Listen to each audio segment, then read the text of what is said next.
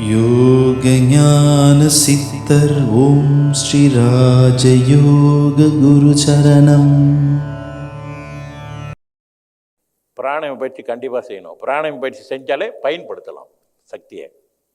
பிராணாயாம பயிற்சி நீங்கள் செய்யலைன்னா சக்தி வேலை செய்யாது, அவ்வளோதான். பிராணாயாம பயிற்சி செஞ்சால் சக்தி இயக்கம் இருந்துக்கிட்டே இருக்கும் நமக்குள்ளே, நம்ம பயன்படுத்தலாம். ஆனால் தியானம் செய்யும்போது முழுமையை அடைய முடியும், இன்னும் சுலபமாக இருக்கும். நம்ம செய்யக்கூடிய நம்ம எதிர்பார்க்கக்கூடிய வெற்றிகள் சுலபமாக அமையும், முழுமையை அடைய முடியும், இறைவனை உணர்ந்து கொள்ள முடியும். அது ரொம்ப ரொம்ப ரொம்ப ரொம்ப முக்கியமான ஒரு விஷயம்.